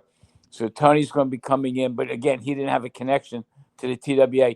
But again, I go back to with all the great names that we've got. Donnie Allen, D.C. Drake, Johnny Hotbody, Tony Stetson, Glenn Osborne, Sandman, Sabu. I mean, come on, Jimmy Janetti. I can go down the list. Ernesto Benefica. Yeah. Okay, your partner. That's right. Okay, I mean, oh my God. That's right. You know, he's been sending me pictures and stories. In fact, you guys are going to be doing something together with Bay. Yes. You know, I mean, Ernesto, he started the school, and all of a sudden he's a tag team with Donnie Allen and ECW. It's just phenomenal stuff, and the history is just great. Well, this is going to also be recorded, right? Oh, yes, it's going to be recorded for sure. Is it going to stream at the same time or just a recording? Just a recording at this point. We've had a lot of requests from national people to get it streamed. We're working on it. One of the problems that you have with streaming, quite frankly, is if you stream it, there's a reason to not go to the show. Yeah. Okay, so it'll be available after the show. If you are a fan of professional wrestling, if you're a WWE fan, don't come. Okay, I keep telling people I don't want the WWE. They're not wrestling fans. They love sports entertainment. My problem is that I don't see the sport and I don't see it entertaining. Okay, I want people that like the old stuff. I like people that want to see the history. And if you're looking to see what's out there today, that's not wrestling. There's wrestling moves, but you can't tell me it's the same thing. And I'm waiting to see that. Think about this one. In that building, we're going to have Ric Flair, who was a former NWA champion, and we're going to have Tommy Rich, who's a former NWA champion. So we've got two former NWA champions in the building at the same time. And you have an opportunity of purchasing your autographs and pictures, et cetera, et cetera. Okay, if you really want to see Doug Gilbert and you want to see Manny Fernandez, and I can go down the list. Okay, you've got whatever her name was, Medusa Michelli, Amanda Blaze or whatever it was. She was a WWE female champion. So we've got champions all over the place. Yep, got real cool people. Yep. Yeah. WWE tag team champ. I mean, Hey, Joel, I don't know if Bay told you this. In addition to the We Wrestle, We Brawl, We Started It All. Thank you, Johnny, right? Yeah. I told Bay I came up with something for Ric Flair's appearance. Ready? Yeah. You can't beat the man, but you can meet the man. Hey. Oh, like that's that? good. There you go. Yeah. I like that. Go one better. And You may use that. That's I like that. I like that. Ric Flair, the only time that he appeared for the TWA, or at the time he appeared with me from the radio show, we had a contest on the radio show to pick the wrestler of the decade, and he won it big time. It was a total shoot. He won it big time, and we had a dinner at the Philadelphia Civic Center, and we have video. Yep. And that was 36 years ago. It was April 30th of 1989, and when he's in town for WrestleCon on May 3rd, it'll actually be the 36th anniversary of that. Yep. Wow. Wow. I just wanted to ask you, Joel, and I don't want to put a sad note on this, but on a sadder note, you are going to have a tribute, a 10-bell tribute to the number of people that were associated with you and possibly us that have passed away. How many people did you say are going to be on that? Now 45. That's amazing. It's incredible. 45 wrestlers, male, female, and 45 people associated with TWA. And when Joel and I were together, have all passed away. That is so sad. And this just goes to show you how long ago it was, and just goes to show you how much history there really is involved in this. Yeah. Now, I'll just one thing. Go ahead. Originally, the list was all wrestlers. Okay. It was 44. It's now increased to 45. Dennis Caroluzzo was never really part of what we did, but it was certainly affiliated with us. And he was friendly competition in South Jersey. He was one that has obviously passed away as well. So I've added him to the list. But you have to, Good. because when we had our Rasslin Radio show, he was such a big part of that as well. Mhm. You know, him and Frank Chili and all. Yeah, you kind of have to add him. You really do. Yep. Yeah, he was a good person. He was a good egg. Joel, this just popped into my head. Did anyone suggest Frank Talent as someone to? On my He's on- list. That was on the He's list. on it. Okay. Yep. Okay. Yep. And it's a shame. It's a shame that there's that many, but you're going over a span of 40 years. I get that. But Yeah. but it's a shame at how many people we've lost, and how crazy it is that 40 years ago, we knew them, pretty much all of them, you know? I mean, who was it? Stan Hansen and Bobby Duncombe spent time at my house. I mean, a lot of wrestlers spent time at my house. And that's crazy that that was already 40, 50, 60 years ago. When I was a little kid, I had wrestlers at my house on a regular, you know, and to know that, God bless them, you know, they've gone on to a better place right now, I think. But one of the ones that hits me the hardest is Dominic DeNucci. Dominic DeNucci was involved with us. He was a great man, a wonderful man. Him and Bruno Sammartino. But there's so many of them. I mean, every single person who's passed away donated so much to the business in so many ways. I know this is getting long, but it's just occurred to me because you mentioned Bruno. Thanks to Joel, I'm in a locker room that's hardly the size of a locker room at Temple McGonigal Hall. I mean, that place, it's like a kitchen. I mean, it was not a big place. And I'm sitting on a locker room bench, and across from me, with their backs to me, having a discussion, is Bruno and Nikita Koloff. Oh, wow. And Bruno is talking to Nikita about Ivan Koloff and talking about their matches in the early 70s.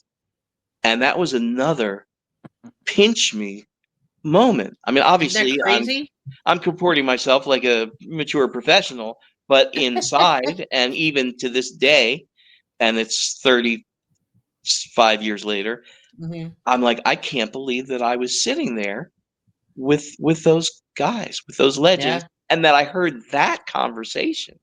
That's crazy. Thanks, Joel. Isn't it? It's crazy. Yeah. Speaking of Joel, you think you can get Nikita on the show? Hey, you asking me? Yeah, you're the only Joel here. Okay. Answer is yes, but we're going to do that after May 3rd. Okay, definitely. All right, you're gonna keep trying to book people for us until May 3rd, right? Because I will kick your butt if you don't. I was hoping to disappear on May 4th, but no, I will do that.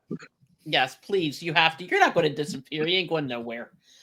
But I think that we'll have another podcast after May 3rd and get your feedback on how it went and what you felt and how you feel. And, you know, we also should have you on the podcast at some point to talk about your book, you know, and what's in it. And this way we can, you know, encourage people to buy it because it's going to be available on May 3rd. Okay. I think that there is, and I, you know what, and I'm going to say this honestly, I don't know how many listeners we have. I'm going to be honest. I don't know if we have 20 or 2,000. Honestly, I don't look at that stuff, but I am going to tell you that whoever does listen to the show, we've gotten incredible feedback from them because of the style of the show and the people that we have on. So I do believe in my heart that the people who do listen to this podcast on a regular are loyal and they're good people. And I believe that they're all going to be there for that show. I really do, because I believe that they've all signed the petition for the banner. And I believe they're going to be there because a lot of them are old school people too. And I feel confident in that. I do. So God willing, everything will turn out well. You'll have a great show, which I don't doubt. And, we'll have a bunch of people there and we're going to have a blast. And, and even if it doesn't sell out completely, so what? As long as there's a lot of people there, that we can all have a great time. It's going to be, I'm sorry, go ahead. No, the best part of this, the history, and again, a lot of people may or may not be aware of this. Jeannie was our first employee. Exactly. Okay. And this was back in 86, I guess, 87. 85. 85. Yeah. So we're talking, oh my God. Okay. And Jeannie's only 12. I was going to say she wasn't even born yet. She's only 12, right? Yeah, no, I was 18. I was legal. Well, I'm willing to bet you there were more people. Carm, you might disagree. I think you'll agree with me. There were more people who came to the squared circle to see Jeannie. No. For me. Well, I will say, because everybody loved Jeannie. You know that. Everybody still loves Jeannie. No, everybody was amazing. I think a lot of it is because a lot of times, as people are aware, at the store, there was a TV, a little, I don't know, what was it, like 22-inch TV? I mean, it wasn't anything big. Yeah. And since I was the only one there, I would put the videos on of the shows that I liked. Needless to say, WWE was never played unless somebody came in and said, "Hey, do you have WrestleMania? Can you put that on?" And then, okay, yeah, fine. But yeah, it was all Memphis and Japan. Paul used to get us all those videos. He got us videos from all over the world. Yeah. So a lot of the people liked the videos that I played because.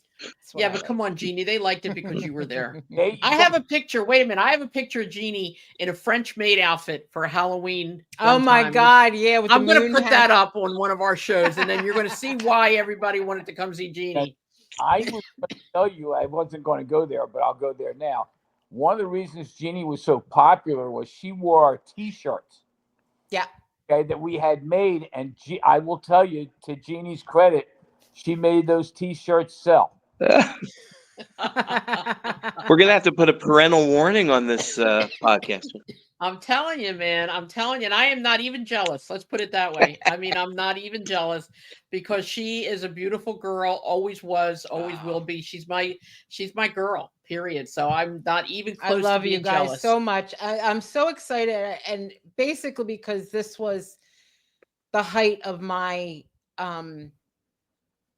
or the beginning of the best years to this day. Those were the best years of my life, and it's all downhill since then. But I hear you. But it really was, and I owe it to Joel, Carm, and Paul. Can't forget silent partner Paul. Never forget Paul. But but it really was. It was the greatest time. It was the greatest friendship. It was the greatest everything. And that's why I'm so happy that they started this and that this is getting done. And I know what a headache it is for poor Joel. But I'm so grateful that it's being done because those really were the best years. They really were. We had the best time. And every time Joel gets mad, he yells at me and Bay. So at least he doesn't yell at you. Well, I will go. I'm wearing Bay's shirt, by the way, the Chubby World Order shirt. There you go. Oh, wow. Very cool. Very cool. The CWO, Chubby World Order. Yeah. Yep. And we have to say that you're going to also have T-shirts there for TWA that Carmela's baby girl. Carmela's daughter has done, I think the number's 12. She's done 12 shirts or 12 designs that will be posters, shirts, whatever the case might be. In fact, I'm meeting with the shirt company either next week or this week coming up to figure out how we're going to do this. But I actually, just to give you an example, I posted on Facebook. I saw that. The design that Nellie did for me. She wants to put me on a T-shirt. God bless her. Anyway. That's beautiful, that thing. Well, it came out great. and there's 25 comments like it, people this, that, and the other thing. But I wanted to make one comment, and Jeannie kind of alluded to it a moment ago. Of all the people that I have contacted for one and done that can't make it for whatever reason, silent partner Paul doesn't want to come. Well, it's not that he really doesn't want to come. I think he's embarrassed because of his health issues. No. With all something, and I know he's got his health issues. Yeah. Hey, right now, Glenn Osborne walks with a cane. I'm in a wheelchair. I'm confined to a wheelchair because I wear 2 prosthetics on my legs. Okay? I got people with open heart surgeries. I got people. Think about this one. Of all the TWA people that are going to be there on that day, only there's one match that we have Tony Stetson against Mike Tartaglia, which is a TWA lumberjack match. We needed 12 people around the ring, 3 on each side. We have 8. We had to get filler for 4 people that are distantly related to what we do. We even have 12 guys that were healthy enough to be around. Donnie Allen's going to be there. Okay, but Good luck, everybody. Just don't touch Mike's hair. Oh, Donnie right now. Dude, I had a a singles match with Mike in the TWA Redux, the 2009.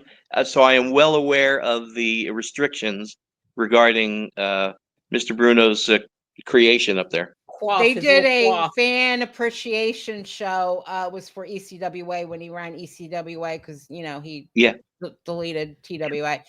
And he did it was a fan appreciation. And fans got picked to be lumberjacks, and I got picked to be a lumberjack. And all he would say when he's don't let anybody touch my hair. Don't touch my hair, and don't And then I was like, I'm touching it, baby. I'm touching it. And he's, oh no! You should have just said I'm pulling it. Hey. But you know what? I mean, look, we all have issues. I do too. I mean, I have body parts that are fake for real, and it's not my boobs, so don't go there. All right. I have 2 spinal fusions. I have difficulty walking sometimes. I can't stand for a long period of time. Being there from 12 o'clock or whatever the time is until the next morning, I'm already putting in for a couple of days off of work because I'm not going to be able to move when I get home. But you know what?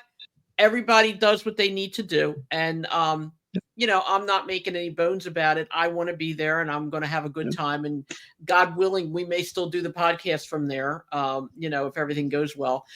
So you need to communicate with Paul. I'm trying, man. Okay. I know he won't take my call. He doesn't take anybody's calls anymore. He really doesn't. He doesn't even take mine anymore. We haven't talked for a couple months now. Guess what? I have an idea. What? Okay. Now, as the promoter of the show, I'm going to override my booker. Okay. Jeannie. What? Like to be a lumberjack in that match. That I can do. Oh, do it. That's cool. That I can do. I didn't want to be a ref because I can get down, no problem, but it's going to take me a good 5 minutes getting back up. No. First of all, you're going to be outside the ring. Right. Yeah. Okay. One of the things that we talk about is no bumps. There'll be people if Tony Stetson or Mike Tartaglia gets thrown out of the ring, we gotta throw him back in. Yeah. But Jeannie, you're going to represent this podcast. Okay, you were my first employee. Carmela and I picked you. I don't even know how we paid you. Now I think about it, way back then, but we paid you. You never had a check bounce on you. You're going to. I never got a check. Are you kidding? It was all under the table. Yeah, there's nobody illegal shit, Joel. Then on a podcast that goes public. If you were an indie wrestler, you would have gotten a hot dog. There you go. Yeah. Right. If I had a reputation at all, Donnie, is I didn't pay guys with hot dogs. Oh, I know. I actually paid people more than there were guys. I'm telling you, I paid guys back in 1989 and 90 that are actually getting more in 1989 and 90 than they're getting paid today. Yep. Yeah. Okay. And I used to treat, look, I had a limited payroll to do what I had to do. But if you have a show, think about this one. I had a $35,000 gate back in 1990, and I made $1,500. Okay. Wow. The expenses of flying everybody in, putting them in hotel rooms is just, people just will never understand how coordinated. Anyway, long story short, Jeannie, you're going to be part of this thing. I'm telling you right now. I will I'm let excited. Faze the booker, but I'm telling them you're either number 13 or you're replacing somebody and you're number 12. You're in it. Well, I don't want to replace anybody. I'm not replacing nobody. Shut the hell up. You're in it no matter what. I'll tell you, Jeannie, if I was in better health, I probably would do it with you, but I'll be right there rooting you on. It's funny. Again, when we tried to pick there are people like, for even you, Carm, you couldn't stand for more than 10 minutes, 5 minutes. Okay. And then if somebody got thrown to your legs, that's not good. Everybody gets thrown to her legs. Every time we go to an indie match, every time, Joel, ask Jeannie's right here. No matter what, if I'm sitting in the front row, somebody hits my legs. And it's funny because I had my knees replaced twice. And because the doctor didn't put enough cement in it the first time, so they can pop out anytime. So people are always hitting my knees. And I'm like, son of a bitch. And it pisses me off, but I would love to do it. I would love to do it, but I can't. Why are you sitting on the front row if every time you sit on the front row, somebody's hitting your knees? Because I crave attention, Joel. Everybody who knows me knows that I need to be noticed. I'm not lying about it. So that's why I sit in the front row. Okay, well, we're going to have Jeannie get noticed. In fact, Jeannie, why don't you wear your French maid outfit? Oh, my God. That doesn't fit me anymore. Oh, yes, it would. Get out of here. I got news for you. It probably fit her better now than it did years ago. In fact, I can think of a couple wardrobe changes. No, it's okay. No. Oh, my God. Jeannie, throw that bottle at him, would you? This I got to hear. Go for it, Joel. I'll talk to you. No, he wants to put you in a bikini and a string bikini. Nobody needs to see that. Nobody needs to see that. No. Stop it, Jeannie. I'm 57 years old. Your body's not 57 I'll be almost years old. You look great. Jeannie, you could, if I didn't know you, you're not 57 at all. Trust me. 9/11/67 is my birthday. I got nothing to hide. Okay. I've had 57 birthdays. The thrill is gone. That's all right. You're still beautiful. You're always going to be beautiful. It's that simple. Okay. I'm the brain, so what the hell? You do what you got to do. That's it. You're only as old as you feel. So today, actually, I'm 90. I feel, I was just going to say. Today I feel like I'm 112. Just ask the people I work with. Father Time always goes over. Yep. Yeah, exactly. He does. Equated to wrestling terminology. Well, it's funny where I work. Sometimes we have to move boxes and papers and all. And I'm like, that ain't happening. So I got this young guy. He's a sweetheart. His name is Jared, and he's like, all right, I'll do it. And then he does everything for me. And I get him a treat here and there, and that's it. But I can't do it. I finally have said, screw it. I can't. I'm not going to do it. But my mouth hasn't gotten older though. That's the good thing. I can still talk and I can still yell and scream and I can still be a bitch. But before we go anywhere, go ahead. Who was talking? I was going to say Ricky Morton and Robert Gibson in their late 60s, and they're still wrestling. God bless them. Well, this is their last year too, right? Their last year. Probably their last match, but it's definitely their last year. Right, and Tony Stetson's last match as well. Yep. Well, I want to make one more announcement. It has nothing to do with May 3rd, but I do want to say to Dave Katz, who is God bless him, he is my pointer outer. Like, he listens to the podcast every week and he'll point out something if I do or say, or Jeannie does or says it's not correct. Last week I said that Mike Masters was the first one to have the hurt lock that Bobby Lashley does, the full Nelson. And he was actually the only one who supposedly got out of Lashley's, but that was a long time ago. Anyway, Dave Katz, I love you. He told me that it was actually Hans Mortier. And the funny thing is, yeah, I should have known that because my father knew Hans. Like, we knew Hans Mortier. He was the guy that could make his stomach go in and out. He was so cool. Yep. The little aircraft, the air flyer. Yeah, the little cap, Anyway, he was amazing. Okay, amazing. And he on purpose. Now, this is not something you got to listen to. When he did the full Nelson, Dave was telling me, and I remember now because I can't remember everything. You know, I'm old. But anyway, when he would put the full Nelson on, when he had his thumbs together like this, his fingers would actually turn white and red because he had it so tight. So yeah, Dave, if there's anything else you need to tell me, just get on here and we're going to have you back as a guest as well, because I love having the fans on. So with that said, I just wanted to say that. I promised him I would say it. I am not one that does not admit my mistakes. And, you know, I do make them, you know, period. That's that. But I want to wish everybody a happy Valentine's Day. We're going on 2 hours, which is great. Okay. I'm making the heart. Yeah, I'm trying to. Yep. Trying. Wait a minute. There you go. How's that? Just remember the initials of Valentine's Day is VD. Stop it.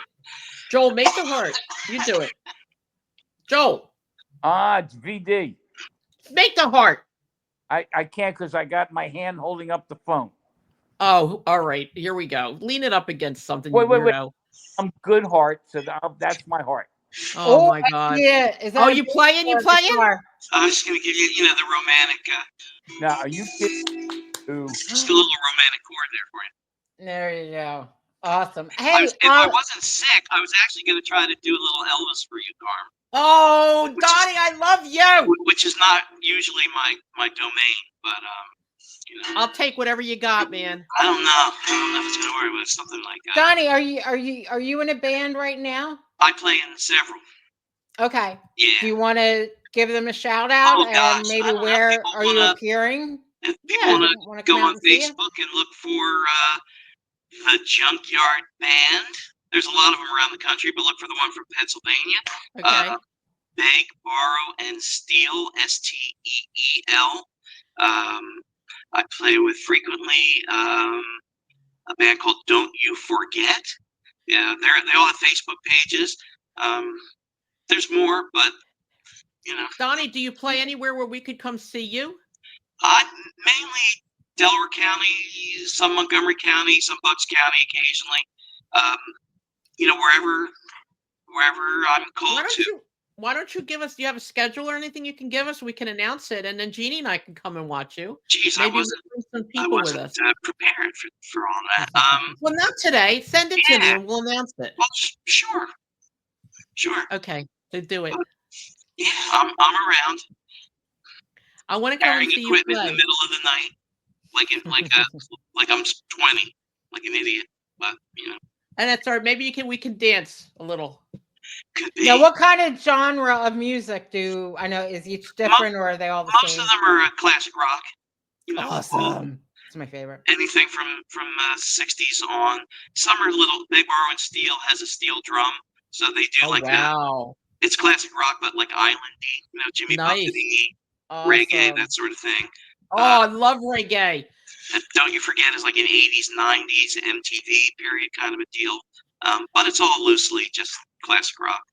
Awesome. Cool. Yeah. Cool. So it'll be one of these things then instead. I don't know. I just want to say thank you. Thank you very much. Oh.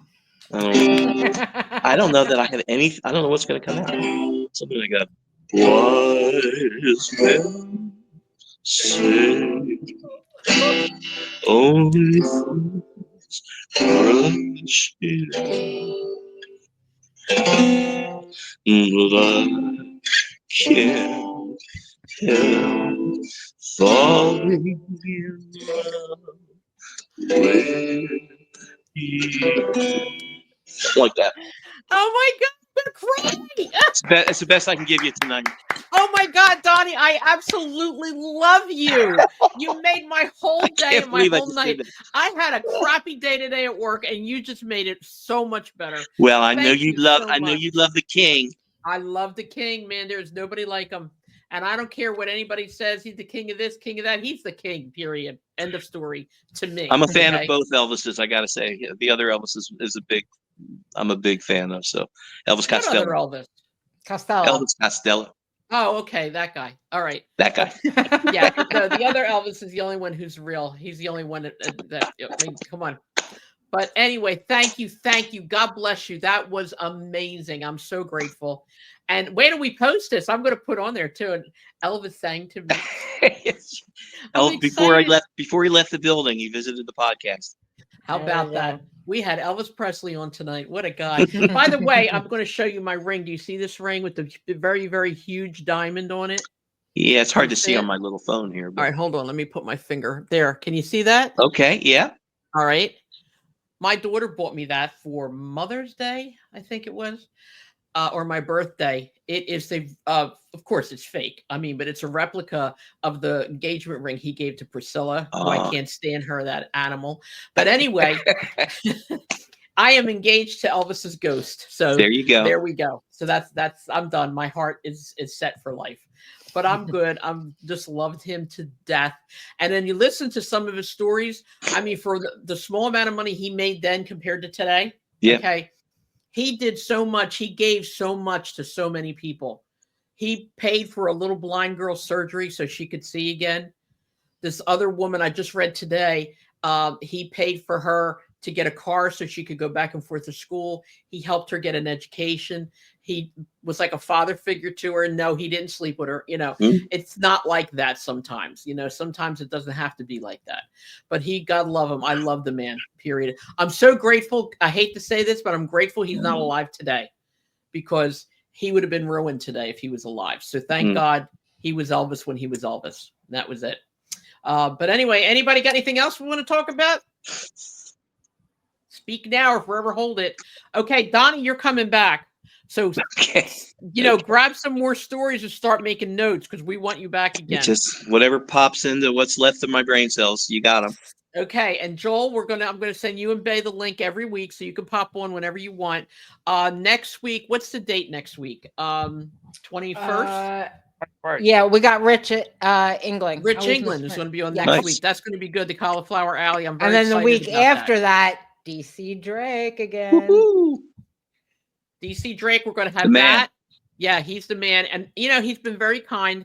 I didn't even have to persuade him at all. I just asked him. He's like, yeah, sure. I'll be there. Same like with you, Donnie. I appreciate it so much. Thank you guys very much. Everything that everybody has done for this podcast, including you, Joel. Much as I hate you, I want to thank you. Okay. All right. Well, thank you both very much. Yes. Sign the petition. Sign the petition and look for our podcast. We're going to drop it, if not tonight, first thing tomorrow. And please, like I said, sign it, sign the petition, watch the podcast, please subscribe, and please share. And get your tickets. Very important. Buy a ticket for May 3rd. You will not regret it. No way. You will not regret it. 2300arena.com, please. And you guys can go on the TWA website, not website, but Facebook page, and Bay is always putting stuff up there. Yep. Him and Ryan Kavanaugh are always putting stuff up there about the show. Contact Joel. He's on Facebook as well. Jeannie and I are on Facebook. Donnie, you're on Facebook, right? Yep. All right. So there you go. We have no reason, no excuses. Okay. Donnie, thank you again. I love you dearly. Thank you guys. I cannot thank you enough. Appreciate Joel, it very much. You. You're welcome. Hello. You awake? You're there? He said you're welcome. I'm here. I said you're welcome. I didn't hear you. I can't hear. What'd you say? These are fake. There's no, I can't hear anything with them. Thank you, Joel. Thank you, everybody. Yes, thank you, Joel. Thank you for Thank you. Thank you. All right, we're going to take you guys off now, and Jeannie and I are going to close up. Thank you. Love you both. Thank you very much. Have a great weekend. Happy Valentine's Day. Enjoy your weekend. We'll see you soon. Bye. Bye, y'all. Bye-bye. Bye. Oh, my God. Another 2-hour show, Jeannie. Oh, I think my we're going to do all 2-hour shows from now on. This is great. I have fun. His stories are I got to tell you, tonight was one of the best shows we've ever had, I think. He's so good. He really is. God bless him. So we're good, man. We're good. And we got a lot of good shows coming up. So Yes. everybody, please, again, listen, subscribe, share, and get going to May 3rd. Please sign the petition. Yes. And Buy please your buy your tickets. tickets, okay? And we're going to have a blast. Everything's going to be wonderful. And Jeannie and I will be there. And Jeannie's going to be Yes. part of the lumberjack Oh match. my God. There you go. And she's going to wear a French maid outfit. I don't know about that. I'm buying you one. I am. Yeah. That But one she- is long gone. Well, that one is, but we I can don't buy you own another a one. You'll French fit maid. into it. Don't worry. Okay, everybody, we love you. Yes. Jeannie, I love you. We'll see you for sure next week, but please look, we're going to be dropping and we're going to be having every week. The shows are going to get better and better and better. Okay. Yes. Thanks to Joel. Thanks to Donnie. Everything And was oh my wonderful. God, I'm sorry. This just popped into my head. What? This is episode 49. That's Episode right. 52. It's going to is be the our 1 first year. year. Oh my God. Oh my God. That's only 3 2 more- shows away. Yeah. 50. Yeah. 3 more weeks. Oh my God. 3 more weeks. Wouldn't that be something if, trying to think, we have I'm to looking at my make that show schedule. special. What's 3 weeks from now, honey? DC. That would be the week of this 7th and 8th of March. Oh, that's Manny. Manny Fernandez is going to be with us that week. And that's man, that's why I Cool. have Very listed cool. as Manny. I'm going to contact him and tell him that he's going to be on our first full year show. Full I'm year. excited. Our anniversary show. Yes. All right. So we're out and we will talk to All you right. soon. Thank you for listening. Again, we love you. Have a great weekend. Yes. Love you, Jeannie. Bye. Love Bye. you too. Bye. Bye.